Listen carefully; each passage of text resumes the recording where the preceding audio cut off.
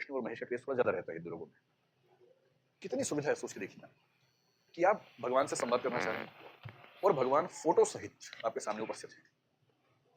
आपने कहा कि मेरा मन है विष्णु जी से बात कर लूं क्योंकि वही जगत चला रहे हैं, तो पुजारी ने कहा विष्णु जी वो खड़े हैं, उनसे मिल लीजिए जाके।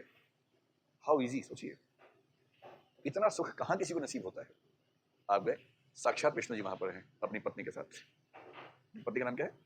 लक्ष्मी, जिसके वाहन हम लोग हैं।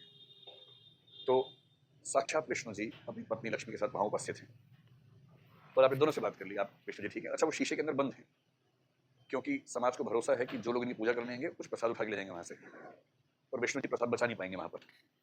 जो जगत चला रहे हैं वो उस प्रसाद को बचा नहीं पाएंगे जो वहां पर रखा हुआ है। आप सोचिए कॉन्ट्रडिक्शन कैसे होते हैं। और फिर लोग पूजा करेंगे, विष्णु जी सब ठीक रखिएगा।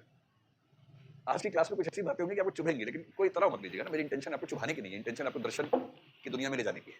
अगर आपको लगे कि चुभने वाली बात नहीं करनी है तो पहले बोल दीजिए, फिर मैं गोली गोली बात करके निकल जाऊंगा। अगर आपको चुभने वाली बातें समझ में आती हैं तो फिर हम थोड़ा आगे बढ़ेंगे।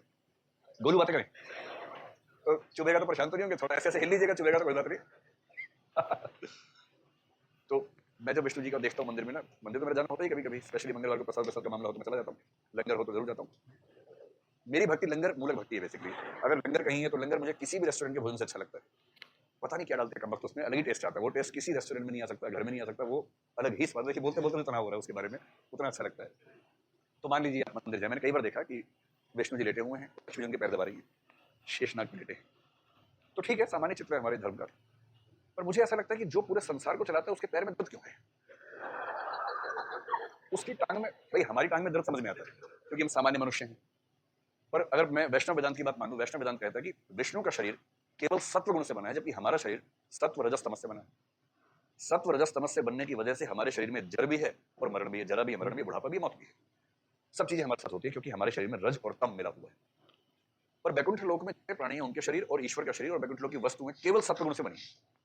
और जो केवल सत्व गुण से बना है वो न जरा का शिकार होगा न मरण का शिकार होगा। जो जरा और मरण का शिकार नहीं है उसकी टांग में दर्द क्यों है? ऐसा दर्द की हमेशा से वैसी फोटो बन रही है, ठीक ही नहीं हो रहा। इसका जवाब मेरे पास नहीं है, आपके पास तो आप बता सकते हो। और अगर दर्द नहीं है, वैसी पैर दबा रही है, तो एक मैसेज है स्त्रियों के प्रति कि पति को दर्द हो ना हो उसे टांग दबाते रहिए, गर्दन नहीं, उसके पैर दबाते रहिए। और ये अपने आप में स्त्रियों की दशा को पति की तुलना में कमजोर बनाए रखने की कल्चरल साजिश है।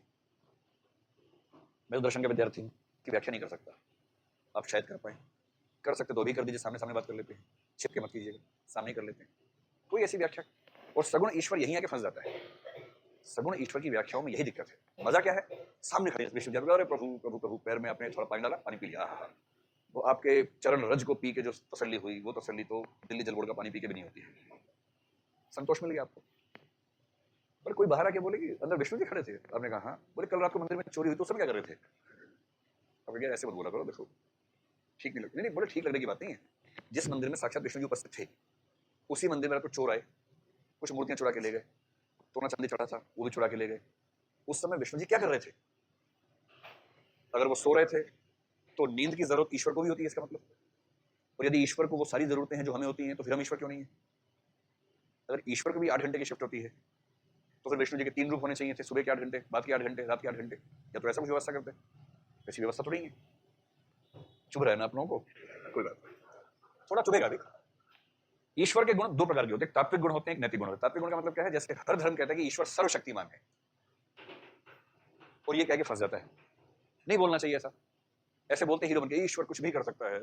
सामने कोई दार्शनिक आ गया मनोज टाइप का, उसने 2 सवाल पूछने और ये भक्त जो है लौट लौट के नीचे रोएगा उसके बाद, क्योंकि दार्शनिक का काम है सवाल पूछना। फिर कहते हैं कि ईश्वर सर्वज्ञ भी है, सब जानता है, पत्ता पत्ता, मतलब पत्ता भी उसकी मर्जी के बिना हिल नहीं सकता। और ईश्वर को सब पता है, क्या नहीं पता है ईश्वर को?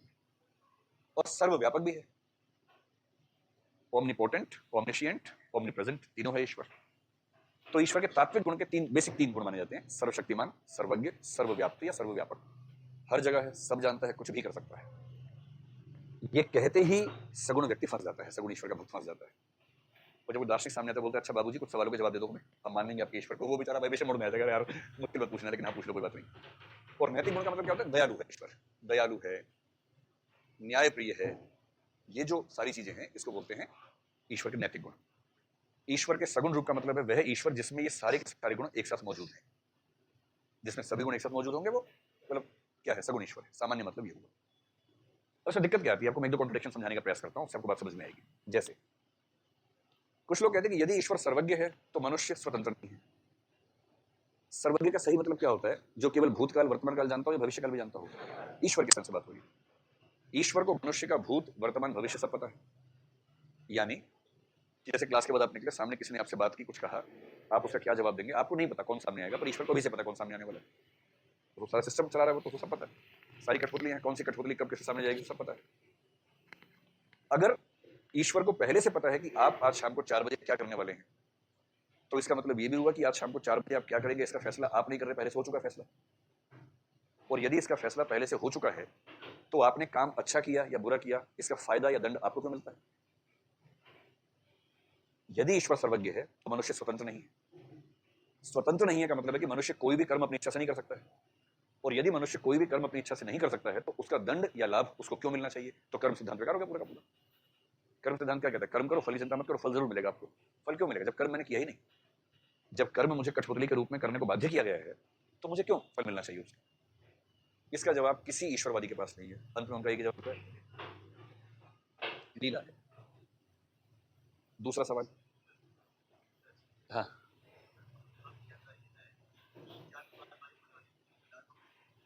कह रहे कि अगर मौसम विभाग ये जानकारी दी कि 4 दिन में बरसात होने वाली है, मौसम विभाग ने जानकारी कैसे दी? मौसम विभाग मौसम का निर्माता नहीं है, जबकि ईश्वर मनुष्य का निर्माता है।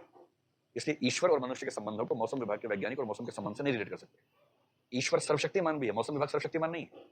आप मौसम विभाग से ये नहीं कह सकते कि बारिश रोकी क्यों नहीं। ईश्वर से पूछ सकते क्यों नहीं रोका था?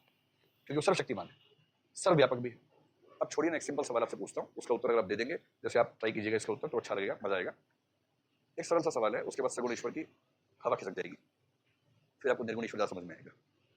कुछ देर के बाद ईश्वरी समझ में नहीं आएगा, फिर आप कहेंगे यार क्या सगुण क्या निर्गुण, सब एकदम रायता हो गया पूरा का पूरा। अब दूसरी सिचुएशन ये है कि मैं एथिक्स में ये एग्जांपल देता हूँ समझाने के लिए बात को, तो अगर आपने एथिक्स पढ़ा होगा तो रिपीटेशन होगा, नहीं तो आप पढ़ेंगे तो रिपीटेशन वहाँ हो जाएगा, लेकिन एग्जांपल वो अच्छा है। निर्भया कांड सब जानते हैं, 16 दिसंबर सन 2012 था ना, ख्याल से 12 की बात, ठीक है। हम उसी सिचुएशन को दिमाग में रख के बात करते हैं। वो जो लड़की थी जिसका नाम अब दुनिया जानती है, पर वो कानून है कि उसका नाम हम नहीं बोल सकते, हम निर्भया उसका नाम बोलते हैं। निर्भया शाम के समय अपने दोस्त से बस में चढ़ने वाली है। बस में जो 5 दुष्ट हैं उनकी नीयत खराब है, वो भूखे हैं उस समय, वो शिकार पर निकले हुए हैं, कोई शिकार मिले उसको नोच के खा जाए, वो उस मूड में इस समय है, ठीक। निर्भया को नहीं पता कि ये लोग ऐसे हैं, उनको नहीं पता कि निर्भया कौन है, उनको बस एक लड़की चाहिए, जो लड़की उनको मिल गई उनके लिए वही उनका शिकार है। पर सर्वज्ञ ईश्वर को पता था कि इन 5 की नीयत कैसी है। उनको ये भी पता था कि निर्भया एक मासूम लड़की है, उसने ऐसा कुछ नहीं किया कि उसको सजा मिलनी चाहिए उसको, क्योंकि ईश्वर तो सर्वज्ञ है, भविष्य भी जानता है, और संभावना के रूप में नहीं जानता, निश्चित रूप में जानता है। सर्वज्ञ होने का मतलब है सब कुछ निश्चित रूप में जानना। तो उसने निर्भया को उस बस में क्यों चढ़ने दिया? आप कहेंगे वो क्या कर सकता है, वो सर्वशक्तिमान भी है, रोक सकता था, एक फूंक मारता बस उड़ जाती, पंचर कर देता, बस में कील फेंक देता, वहां पर पंचर हो जाता। नहीं किया, निर्भया उसमें चढ़ी, और जब उसके साथ बलात्कार होना शुरू हुआ, तो जब उसके शरीर में लोहे की रोड ठूंसी गई होगी, पुलिस को नहीं पता लगा, क्योंकि पुलिस सर्वज्ञ नहीं है, पर ईश्वर सर्वज्ञ है। उसने एक एक क्षण में सारी बातों को देखा होगा। और क्या उस समय देखा होगा या पहले से उसको पता होगा? पहले से पता होगा। वो सर्वशक्तिमान भी था, जिसकी मर्जी के बिना पत्ता भी नहीं हिल सकता, उसकी मर्जी के बिना बस तो नहीं चल सकती है। हम तो पत्ते की बात कर रहे हैं, हम तो बस की बात कर रहे हैं। ऊपर से वो दयालु भी है, न्यायप्रिय भी है, वो सर्वव्यापक भी है, तो बस किसी ऐसी जगह जा ही नहीं सकती जहां वो ना हो, बस उसके भीतर ही है, सब तो वही है। सर्वज्ञ और सर्वशक्तिमान और सर्वव्यापक ईश्वर की जानकारी में शक्ति होने के बावजूद एक लड़की के साथ कई घंटों तक लगातार ये हरकतें होती रही, और दयालु और न्यायप्रिय ईश्वर हाथ पे हाथ धरे बैठा रहा। इसकी व्याख्या कैसे होगी? अभी जिस तनाव से आप गुजर रहे हैं, उसी तनाव से हर सगुण ईश्वर के भक्त गुजरना पड़ता है। जिस दिन कोई मनहूस दार्शनिक सामने आ जाता है ना, अभी अभी के लिए आप मुझे वो मनहूस व्यक्ति मान लीजिए, लेकिन मैं दार्शनिक नहीं हूँ, मैं तो दर्शन का विद्यार्थी हूँ। कोई मनहूस दार्शनिक जब ये सवाल पूछता है ना, बड़े बड़ों की नानी याद आ जाती है, उस दिन सारी भक्ति हवा हो जाती है उस दिन। और तब भक्त के पास दो ही ऑप्शन बचते हैं, या तो कहे कि आज मेरी आंखें खुल गई और अब से मैं चिमटा नहीं बजाऊंगा, और दूसरा, अरे छोड़ो ना यार, कौन इसमें दिमाग लगाएगा, चिमटा बजाते हैं। दो ही रास्ते बचते हैं। ओशो रजनीश के जो अध्यापक थे, ओशो रजनीश जब बहुत प्रसिद्ध हो गए दुनिया भर में, लौट के अपने घर गए जबलपुर, तो अपने टीचर के पास गए। टीचर की उम्र 90 साल के आसपास थी।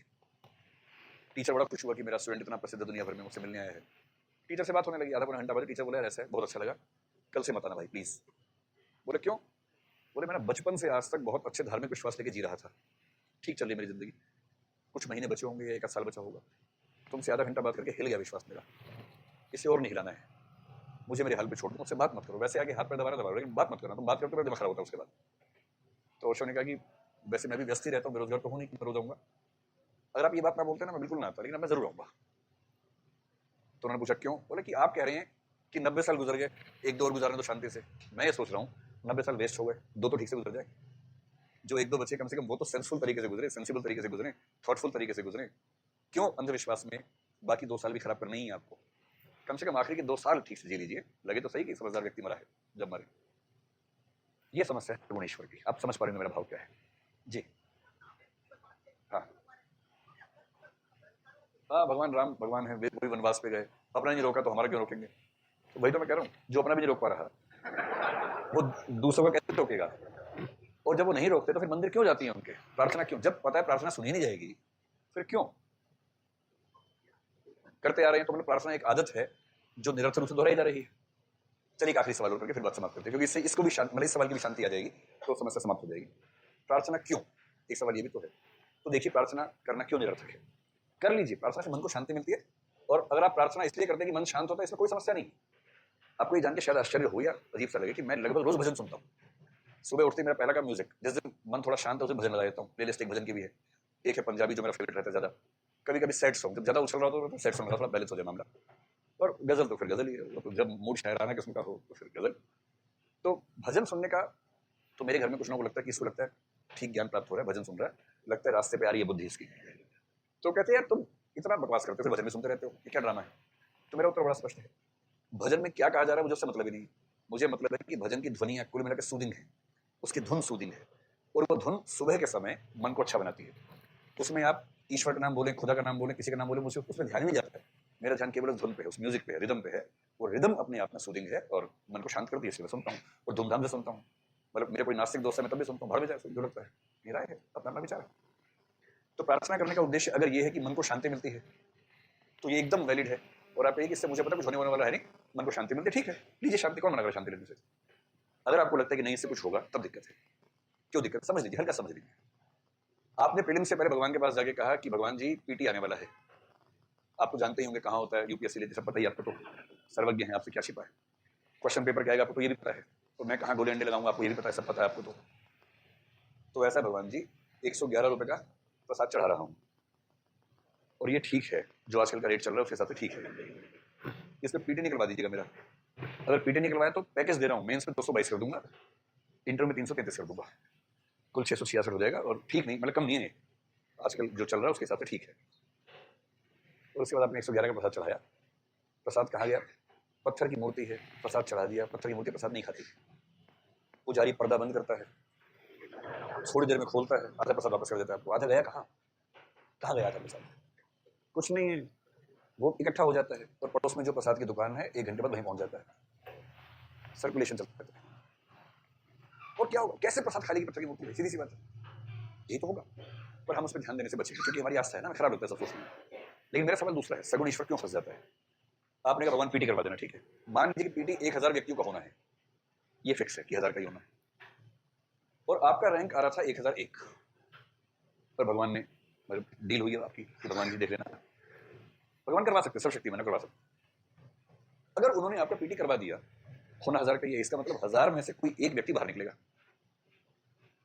जो योग्य था, किंतु जिसने क्या बोलते हैं, बड़ा रोचक शब्द मेरे दिमाग में था, जिसने भक्ति भाव से भगवान से बात नहीं की थी, एक ऐसा व्यक्ति जो योग्य था, जिसका सिलेक्शन होना चाहिए था, किंतु क्योंकि उसने चढ़ावा नहीं चढ़ाया था इसलिए भगवान ने उसको बाहर निकाल दिया और आपका कर दिया।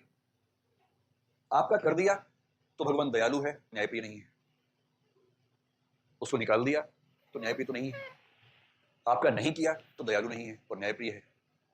और आपकी जिद है कि आप भगवान को दयालु और न्यायप्रिय एक साथ मानना चाहते हैं, वो भी एब्सोल्यूट सेंस में मानना चाहते हैं। जो एब्सोल्यूट सेंस में दयालु है वो एब्सोल्यूट सेंस में न्यायप्रिय नहीं हो सकता, और इसलिए अगर आप ईश्वर को गुणों के माध्यम से डिफाइन करेंगे तो ऐसे ऐसे सवाल आएंगे जिनका जवाब देने की हिम्मत किसी के पास नहीं होती है। इसके जवाब देते हैं लोग, लेकिन उसके फिर और रास्ते निकालते हैं। और अंतिम बात, एक प्रश्न है, ईश्वर सर्वशक्तिमान है, ईश्वर दयालु भी है, तो दुनिया में बुराई क्यों है, अशुभ क्यों है? सर्वशक्तिमान और दयालु ईश्वर के होते हुए दुनिया में कोई भी बुराई क्यों एग्जिस्ट करती है? जातीय दंगे, पहला विश्व युद्ध क्यों हुआ, दूसरा विश्व युद्ध क्यों हुआ, भारत पाकिस्तान के 3 या 4 युद्ध क्यों हुए, इतने बेकसूर लोग मरे कैसे मरे, सुनामी आती है, हजारों लोग मर जाते हैं, क्यों मर जाते हैं? ईश्वर तो सर्वशक्तिमान है, सुनामी रोक सकता है, दयालु भी है, दया भी करता है, सुनामी कैसे आ गई? मेरे ख्याल से डोज पर्याप्त है। इस डोज से आपको ठीक ठाक थोड़ा असर पड़ गया होगा मेरे ख्याल से, है ना? चिमटा बजाइए, इसके बाद भी कोई दिक्कत नहीं है, लेकिन चिमटा बजाते हुए ध्यान रहे कि हम चिमटा बजा रहे हैं, बस ये ध्यान रहे तो अच्छा रहता है। तो सगुण ईश्वर रोचक है, मजा आता है, इतना मजा आता है भक्ति भाव में कीर्तन करने में, से कोई तुलना नहीं। जो लोकल ट्रेन होती है ना बड़े शहरों के आसपास, उसमें एक डब्बा होता है, कीर्तन वाला डब्बा, उस डब्बे की खिड़की पर ना एक भगवा कपड़ा बंधा होता है।